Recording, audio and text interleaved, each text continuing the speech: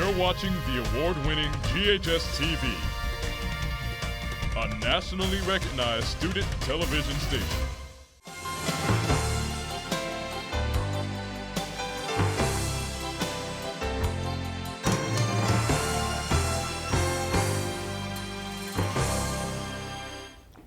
Welcome to Let's Talk Business. My name is Kelly Bolton, and thank you for tuning in as we have the distinct pleasure of hosting our community's foremost leaders, entrepreneurs, and civic heroes. Today, I'm happy to have with us Marie Lisco. She's Economic Development Manager with the City of Germantown as my guest. Today, we will hear a lot of buzz phrases such as shop local, eat local, spend local. There probably isn't anyone better qualified to speak to us on the initiatives that are happening now in our very own local Germantown community than Ms. Lisco. Thank you so much for joining us. Thank you. I'm really excited to get to meet you. This is the first time I've actually been able to meet you in person, so thank you. We were talking before the show started that you have been with the city for a while, but this position is your most recent position. So tell us a little bit about your role. What is your position? What do you do? Sure. Well, I was hired in at the city as a city planner, and around that time, the Board of Mayor and Aldermen were very much focused around economic development, schools, and so forth. And so when we did our economic development strategic plan, I was very much engaged in that. It was very exciting to plan for the future of Germantown as it relates to economic development. And really just took that position on as the first economic development position in Germantown. So I've been doing this since about 2014. Oh, wow. So quite a while now. Yes, pretty much. It's flown by, though. Yes, and we've seen a lot of changes. Now, if a business wants to come to Germantown, how do they know where they can go? Well, I would agree. It is not the easiest thing to figure out. I get a lot of calls around that. You know, where can I put my business? Germantown is 20 square miles. 3 square miles of that is commercial, so not a whole lot of area. And then it's broken up into 5 commercial areas, our key commercial areas, which are placed throughout the city. So that's kind of nice. We serve our residents in strategic ways, but it also serves to protect and preserve the neighborhoods, which are really gems in Germantown. People love our neighborhoods. So once they've sort of established what part of the city they would like to be in, then we can talk about, does your business comply with the zoning codes that are in place? You know, or can this restaurant actually be located in this location? Can an office be located here, a bank, so on? So it really then it kind of depends. And you'll help them with all of that? And I will. I want to start a boutique store in Germantown. I could call your office and say, so what I'm thinking about doing, right, and you could help direct me. That's correct. We'll look at what your needs are, do you need visibility, do you not need visibility, in terms of being on a major access road, or are you looking for a certain type of space? Do you want to build? Do you want to backfill? And then, of course, the zoning comes into play, too. Well, you said build. Do we have any space to even build here? Oh, there are opportunities for development in Germantown. Sure, we are smaller in space in terms of not being able to annex and so on, but we actually have within all of our districts some more area than others to develop. But what we really try to encourage is redevelopment, because there's really opportunities with some of our aging products that are out there to refurbish, redo, reinvest, but sometimes that works for some businesses and sometimes it doesn't.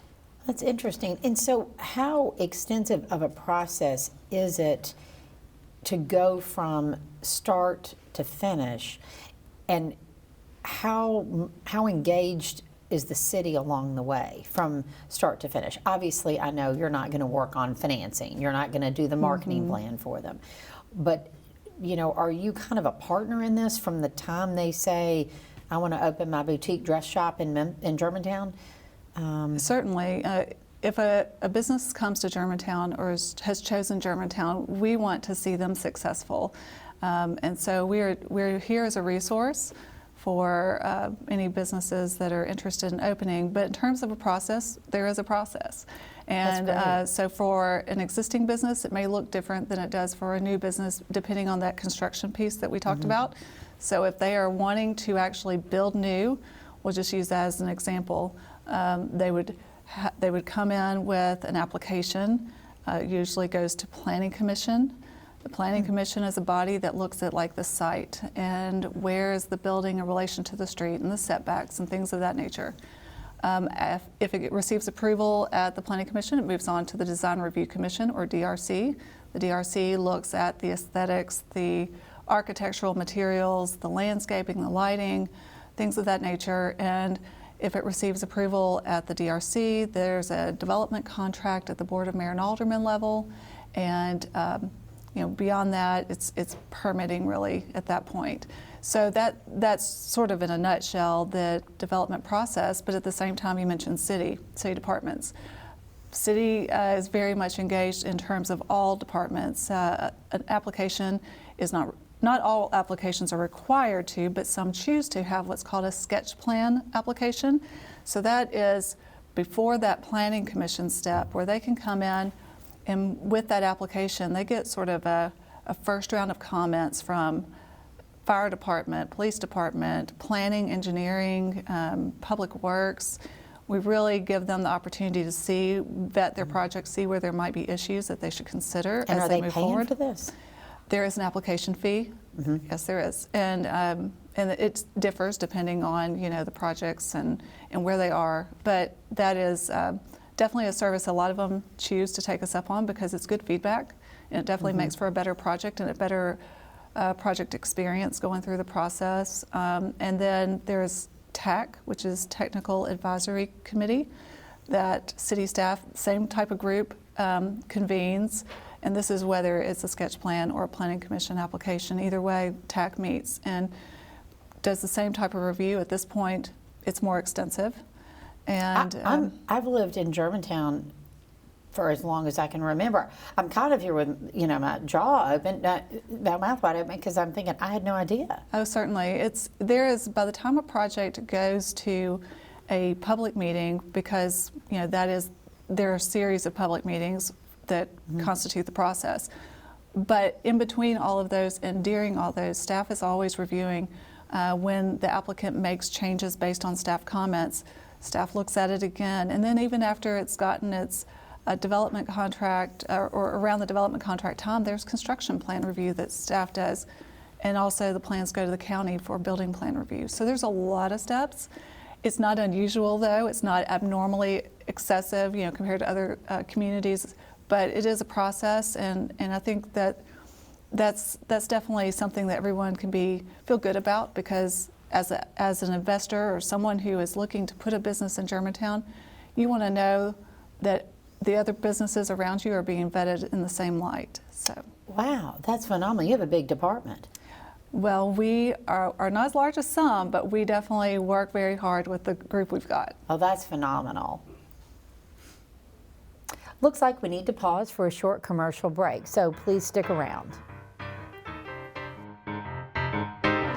GHS-TV started in 1982, and it was just a couple of cameras, a couple of on-air personality, and it's really grown into what you see today. It's a multi-million-dollar studio with top-of-the-line technology. Being able to operate, all of the machinery in the control room, being able to use all of our software and hardware that we have around the studio is a great skill, because this is top-of-the-line equipment. I feel like this class has brightened my horizon. It's something that I never thought I would be doing, especially as a student. GHS-TV is probably one of the most hands-on experiences a student will ever get in their lifetime. Welcome back to Crosstalk.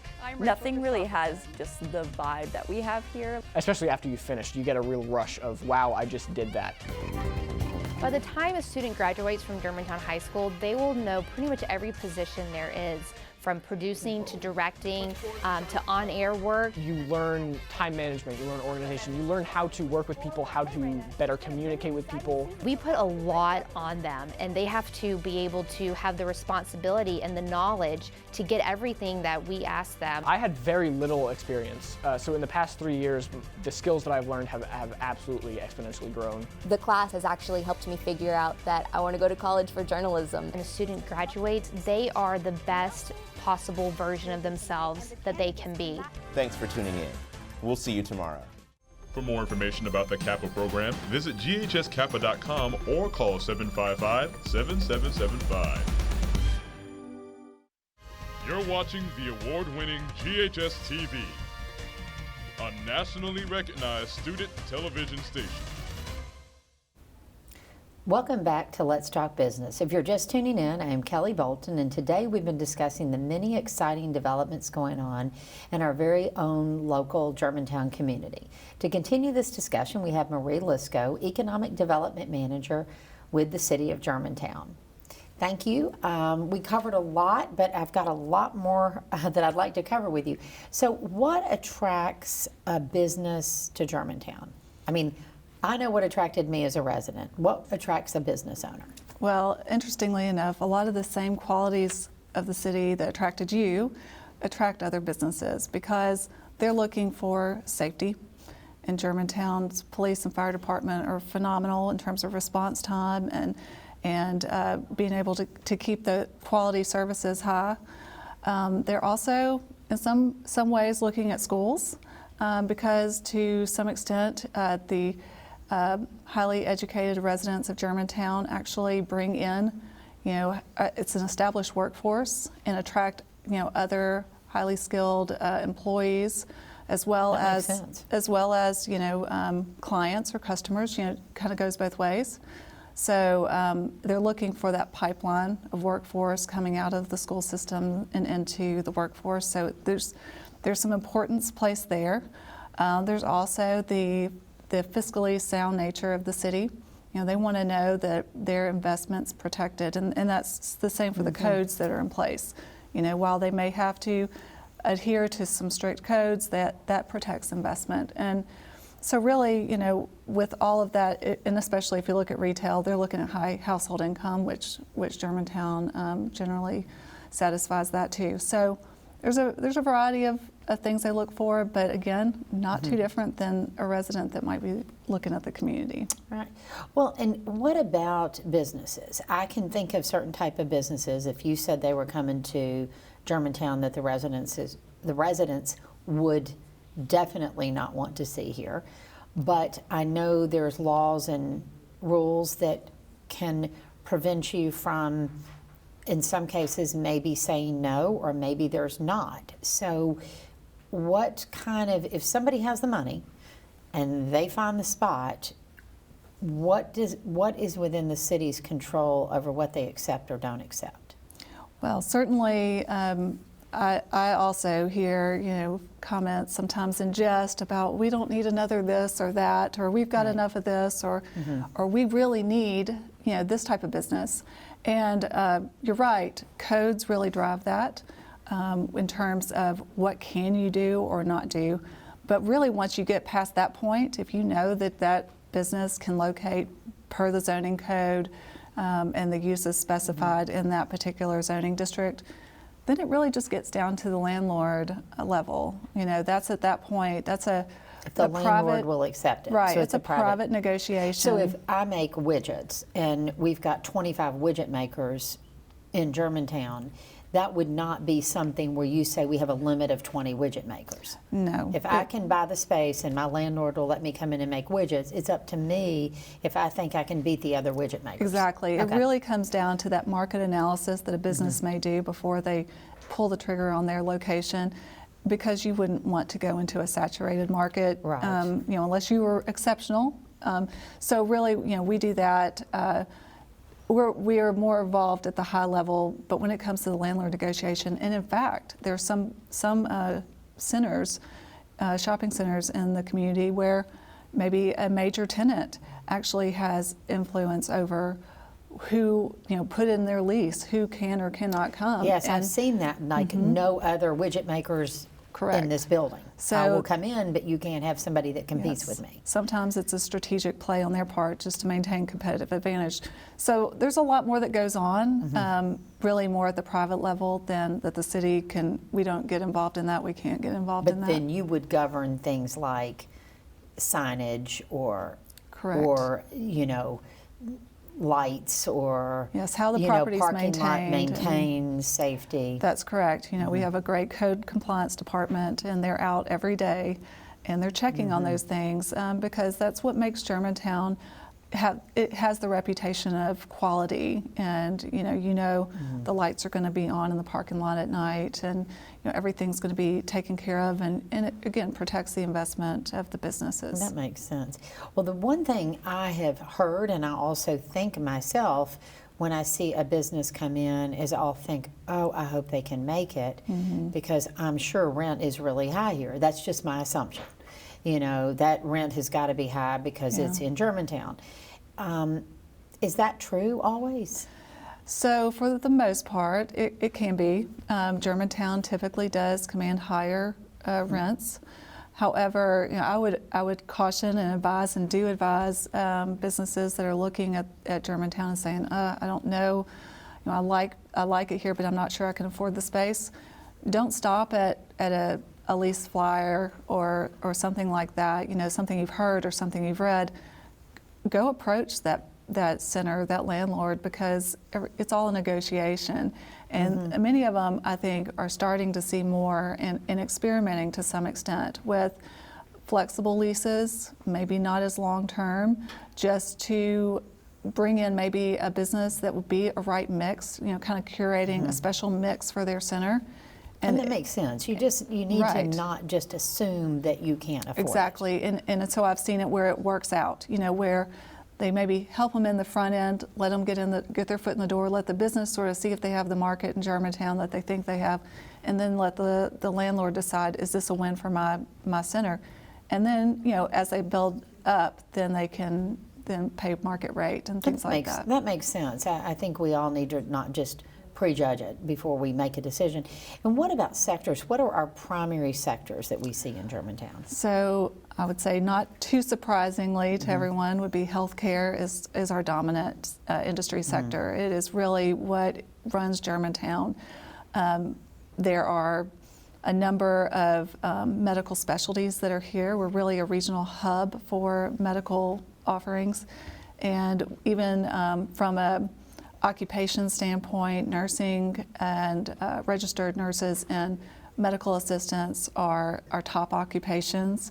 In fact, both are slated to grow 11% for nurses, 16% for medical assistants by 2025. Wow. So, we're really on that trajectory where our medical, I can't even say district, because it's really throughout Germantown. We have medical specialties and offices, and I even think that your new medical talk segment really speaks to that. It is a testament. But in addition, finance and insurance is a significant sector for Germantown. In fact, it commands the highest average earnings here. And then retail, of course, is pretty strong here as a product of the other industries that are already here. Great. Well, thank you. Thank you very much. Looks like we need to pause for another short break, so please stick around and we'll continue our discussion on how to protect your family and wealth. We see the potential in every single student. That sounds like a confession to me. I love watching these kids as they start as freshmen in high school and watching them mature and grow. At last, my right arm is complete again! The theater program at GHS, it's something special. It is very intensive, it's very interactive. When a student starts here their freshman year, they start with Introduction to Theater. And after that year, they have a choice to either go into acting or technical theater. And then after that, they join our production workshop class. It's the class that is completely run by students. The students do mostly everything. We build the sets, we do lighting, we make the costumes, we do the shows. It's very fun. Everybody's very supportive of each other. Now we're all in this together. It's taught me so much about how to act and how to have a stage presence. Not only are we teaching the students the skills that they need to be a great performer or a great stage manager or a wonderful lighting designer, we're teaching them skills that they're going to be able to apply to whatever they do in their life. You guys are fabulous! This department not only makes wonderful theater, but more importantly, this department makes wonderful people. For more information about the CAPA program, visit GHS-Kappa.com or call 755-7775. You're watching the award-winning GHS-TV, a nationally recognized student television station. Thank you for joining us on Let's Talk Business. I'm your host, Kelly Bolton, and today we've been discussing the City of Germantown's robust economic development projects, as well as those that are in the planning stages and how you plan for them. Thank you for staying with us. We've got a little bit more time left on our show and quite a few things I want to cover. We were talking about the biggest industry groups, and then I was going to ask about largest employers, but obviously it's the medical field. You will find that largely our top employers are medical, Methodist Hospital. Which is such a gem. Oh, it is amazing. You know, I was at a meeting this morning with them, and just the wonderful story that they have in terms of their growth and what all they've accomplished. I mean, 88,000 births for the past 25 years. You know, it's so cool. And we had, as a guest on the show, the wonderful lady that's running it now. She was just fabulous, and think the world of her. Yeah, even in our meeting today, you know, a little nursery chime was playing, you know, indicating a baby had been born. I mean, it's just a special place. It is. So it's really nice. So Methodist, and we have Campbell Clinic, which has just recently opened an expansion, and is working on a renovation of their older existing building. It's a beautiful building. If you haven't been inside, it is phenomenal, and the level of services they can provide there is just amazing. I mean, athlete level, professional athlete level. It's really pretty cool. But we also have Stern Cardiovascular, OrthoSal, phenomenal, Gastro One, Baptist Rehab, and that's just to name some of our top medical employers. But in addition, you know, we do have some corporate headquarters and some other offices, like FedEx has several spaces in Germantown. We have ThyssenKrupp Elevator Manufacturing. We also have Sequentia, and then,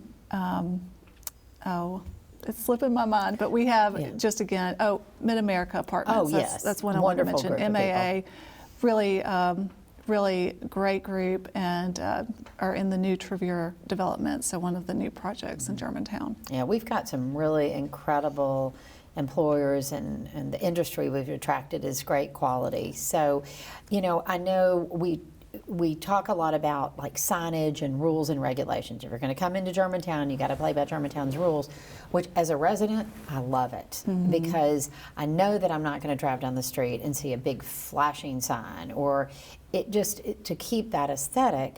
But, you know, I know there's guidelines and aesthetics, and how does that really translate into these businesses? I mean, are they accepting of it, or do they want the big flashing lights? Well, as we've talked about already, you know, it definitely is. The standard is higher here in Germantown. You know, we're aware of that. I think businesses that come in to the city and learn about our codes and find out what they can or can't do with regard to signage. Some cases may wish that it was a little different, a little bit more flexible. At the same time, I think that you know, the real estate terminology, location, they know that by placing their business in Germantown, their investment's protected. They've minimized that risk from a real estate perspective, and so, you know, I think they learn to appreciate it more if they don't just come in appreciating it already. Right. I mean, I know it'd be nice for a business to have their big sign flashing because you couldn't miss it, but it's not necessarily a pleasant thing to look at. So, what about the city's strategy for future economic development? What does that look like?